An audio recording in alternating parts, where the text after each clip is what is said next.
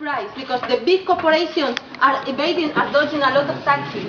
And the measures are not being applied to them. Later. I just would like him to answer to this question because I don't know how to apply this to health and public services and education and then the police in the street just feeding the people. I just would like him to answer, that's it.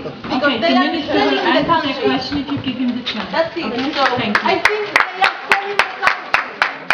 That's why que no nos representan, que no nos representan, que no nos representan, People are hungry. What about the people? You didn't talk about the people. And what about them? The people is being evicted from the houses. About the people. Families are being evicted from the houses. There is no democracy in Spain. It is a good question.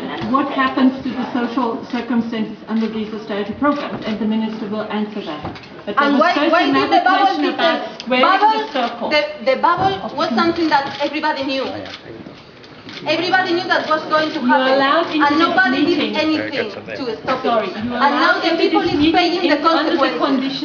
Thank you very much. Governing for the rich, the people don't matter anymore. There is no democracy in Europe, there is no democracy in Spain, there is no democracy in the UK either. My first warning to you is now, as the chair of this meeting, I remind you that it is the policy of this school to allow freedom of speech. And there is no freedom for speech in Spain. Did you see the images of the police beating at the people for demonstrating, asking for a salary, asking for education, asking for health, asking for a job? Disturbing. There is nothing like that there. We are talking about the markets here, how we're going to solve it, the markets. People are hungry. At the entrance of this meeting, you're allowed to use, I'm not allowed to use abusive language or disturb the meeting all the time. We haven't used any abusive language, I think, but that's fine. Okay, you made your point, yeah, let them continue, please. So that, so could you ladies and gentlemen over there, there's a majority of people here who want to hear what the minister has to say. We will respond to that, but that is it. Okay? Thank you. So please go on. Could you put it down a little bit because I can't see anything? You can see anything.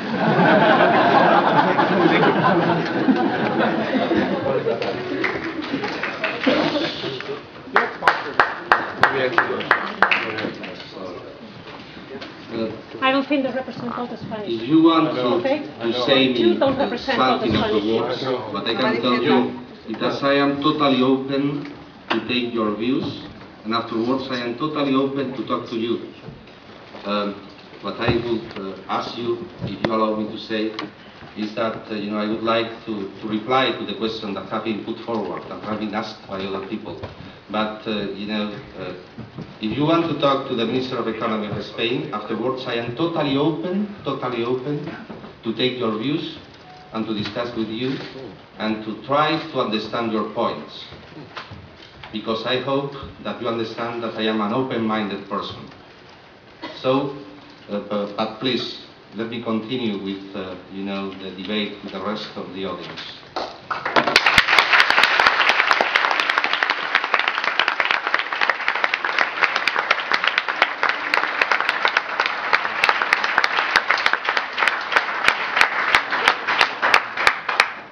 Well, to respect to the IMF question, I think that the IMF, there is a debate about the interrelationship between fiscal tightening and growth, and I think that is an interesting debate.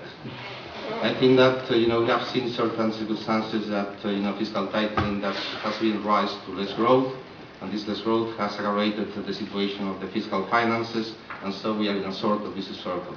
This is something that we have to avoid. And the only way of doing that, is to have measures to stimulate growth.